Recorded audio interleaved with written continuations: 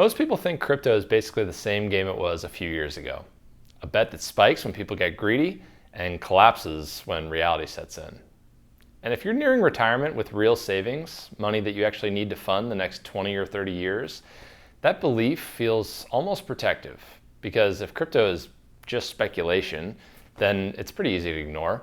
But it might also be easy to dismiss and say, that's not for people like me. Here's the problem with that. Crypto isn't staying in that box anymore. And the longer you treat it like it's still 2021, the easier it becomes to miss what's actually changing underneath you. Changes that don't just affect people trading meme coins. They affect how markets move, how institutions allocate capital, and how liquidity shows up in moments of stress, and eventually how your own portfolio even behaves, whether you ever buy crypto or not. My name is Justin Kuntz, a certified financial planner and managing director at Pacific Wealth Management. And in this video, I'm going to show you why institutional adoption is changing the case for crypto, and not in a go buy it now kind of way, but in a way that forces a smarter conversation to be had. We're going to walk through the 3 shifts that are currently underway.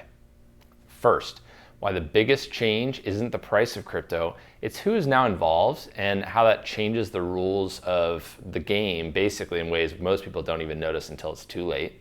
Second, the quiet structural change that's turning crypto from a side market into something that can influence the rest of your portfolio, especially during the exact kind of market environments that make retirees nervous. And third, the most overlooked question.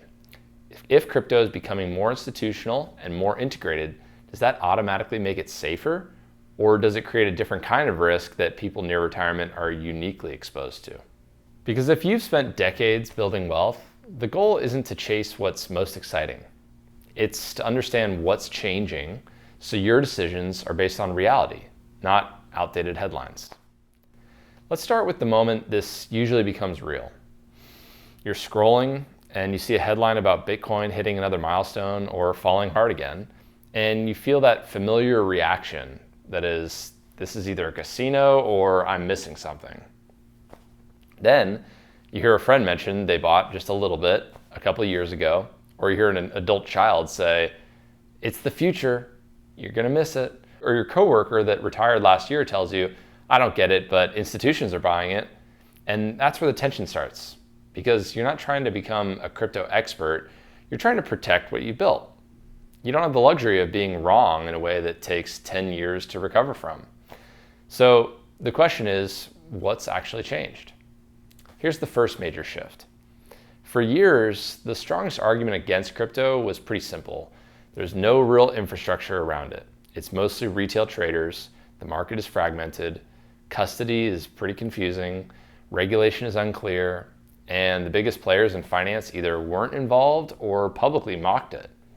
The argument is definitely weaker today, not just because the risks disappeared, but because institutions started building bridges into the crypto market.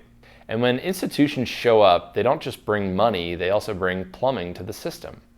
They bring custody solutions that allow large pools of capital to participate without using sketchy exchanges or managing private keys like it's some kind of spy movie. They bring research coverage, risk models, trading desks, and compliance frameworks. They bring products that make access frictionless, or at least more frictionless than it was before.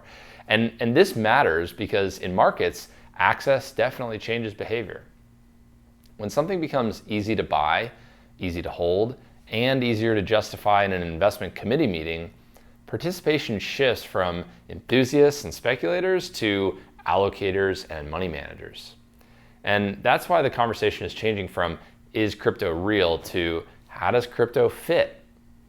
But here's where people misunderstand what institutional adoption really means. They hear that institutions are involved and assume that automatically that makes crypto stable, mature, or safer. It's not necessarily the case. Institutional adoption doesn't remove volatility. Sometimes it just reorganizes it. It can change what causes the volatility, when it shows up, and how it spreads into other markets.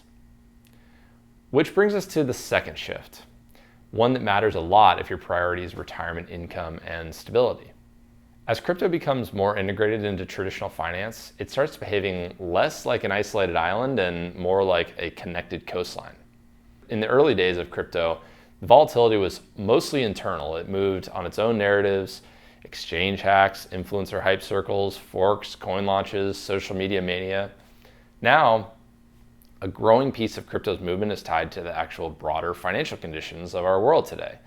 Interest rates, liquidity, risk on versus risk off sentiment, dollar strength, institutional positioning. That connection, it cuts both ways though. On one hand, it makes crypto more legible to traditional investors because they can map it to frameworks that they already use. But on the other hand, it means that crypto can get pulled into the same storms that hit everything else, more correlated to the stock market, for example. And this is where it starts to intersect with the way people nearing retirement actually experience markets. Because when you're in your 30s and 40s, volatility is mostly annoying, but time is definitely on your side. And when you're within a handful of years to retirement or newly retired, volatility becomes personal. It's not just, the market is down. It's, am I going to have to change my spending or my lifestyle to survive? It's, do I delay the trip that we planned? Do I sell something at a bad time? So when crypto is more connected to the broader risk environment, it really matters, even if you never actually touch it, because it influences flows, sentiment, and sometimes correlations at the worst possible time. Here's a subtle example of how this shows up in real decision making. You're sitting with a portfolio that worked beautifully for you during the accumulation phase, and you may have a strong equity allocation because for decades that job was relatively simple. Keep saving, keep investing, let compounding do the work. But now you're shifting into a different job, turning your assets into income. And that change means that your margin for timing mistakes shrinks dramatically. Because when someone says Bitcoin is up again, your brain doesn't just hear opportunity, it hears risk and potentially regret. The regret of not buying earlier, the risk of buying now, and the deeper fear underneath both, making a decision that you'll feel stupid about later on. Institutional adoption increases that emotional pressure because it changes the social proof. When crypto was just internet money, ignoring it felt like the rational thing to do. When it becomes something you see referenced by major firms, major products, and major financial media, ignoring it starts to feel like you might be missing a structural shift. But here's the third shift, the one that most people don't think about until they're forced to, which is as crypto becomes institutional, the conversation moves away from will it go up and toward what is it actually used for? And that's where real world utility actually enters the picture. Now, I'm not going to pretend that every blockchain project has meaningful utility. A lot of it is still marketing at this point, but it's also true that certain categories have matured. Settlement and transfer, especially across borders, has definitely gotten easier. Tokenization concepts, turning traditional assets into digital representations that can be transferred and tracked more efficiently. That's another one. Stable coins as a bridge between traditional dollars and digital rails. And infrastructure layers that enable financial activity to occur faster with different intermediaries. So how do all these things matter to you? Because markets eventually price two things, expectations and utility or usefulness. Speculation can move prices pretty violently, but it's relatively unstable when they do. And utility can create staying power, but it's also slower and harder to see in real time. So institutional adoption tends to accelerate the usefulness narrative because institutions don't just speculate, they build systems that justify their participation. But again, this doesn't necessarily create a simple conclusion like crypto is now safe. It creates a more complicated reality, which is crypto may be becoming more durable, but also more embedded. And embedded risks are sometimes harder to isolate. Think about it like this. If something is completely outside the traditional system, it can be dismissed as a separate world. Once it's partially inside that system, though, you can't ignore it the same way because it can influence behavior, flows, and stress events. So the better question isn't, should I buy crypto? The better question is, what does crypto becoming institutional change about the investing environment I'm retiring into? Because retirement planning isn't just about returns. It's about building a plan that can survive different regimes over time. different inflation environments, different interest rate environments, different policy environments, different market leadership, and yes, different asset classes moving from fringe to the mainstream.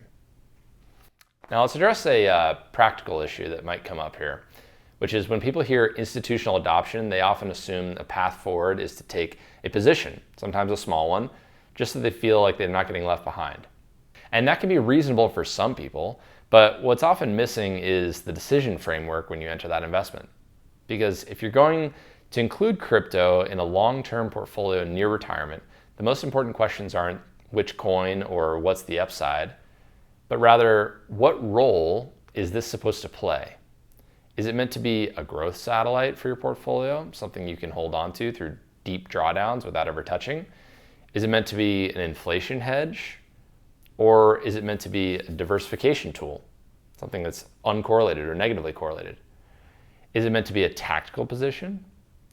Because those are four very different intentions, and they lead to different sizing, holding rules, and risk controls. And here's where institutional adoption can actually trick people. It can create the feeling that crypto is now normal, so you treat it like a normal asset class. But crypto still has unique risks that don't just disappear because big firms are now participating. Regulatory risk can change fast, and it can change access, taxation, and even market structure. Custody or counterparty risk still matters, depending on how you hold it. Liquidity can look deep right up until the point that it isn't, especially during sharp drawdowns.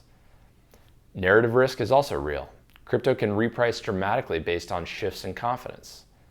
And for someone nearing retirement, the biggest risk isn't necessarily volatility by itself. It's volatility combined with the wrong time horizon.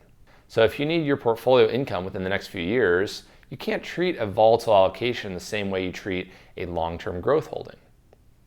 And this is exactly where people get caught. They think small allocation means small risk. But if it's small and it becomes large quickly, what do you do? If it's small and it drops by 60% at the wrong time, what are you doing there? That's why institutional adoption doesn't eliminate the need for careful planning. It increases it, because it raises the odds that crypto remains part of a financial conversation for the long run, which means you're more likely to face this decision at some point. So let's bring this back to what's actually changing about the case for crypto. The old case was mostly a bet on price appreciation driven by adoption someday. The new case, at least the more serious one, looks like this. Crypto is becoming easier to access through traditional channels. More capital is participating through these institutional frameworks. Certain real-world uses are expanding, which may support long-term relevance. And the asset class is becoming more connected to the broader financial system, which changes how it behaves, especially under stress. So that's not necessarily a reason to blindly buy it. It's a reason to stop evaluating it using outdated assumptions. And if you're nearing retirement, your job is to translate these shifts into personal decision that matches your actual plan, not just your curiosity, not your fear of missing out, not your neighbor's opinion, your plan. Here's a simple way to think about that translation.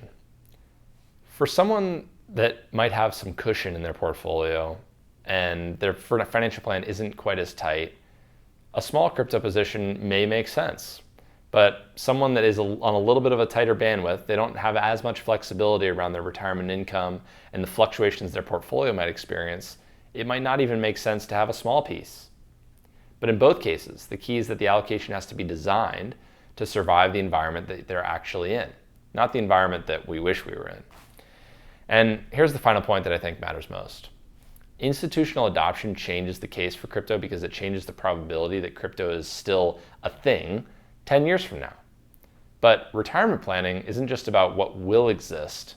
It's about what you can hold onto through different events between now and when you pass. And the difference between those two ideas is where most people make expensive mistakes.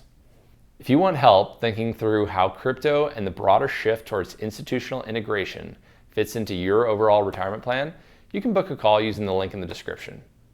Not for a sales pitch, not for a one-size-fits-all answer, just a structured conversation about your goals, your risk capacity, and how to make sure that your portfolio decisions match your retirement that you're trying to protect.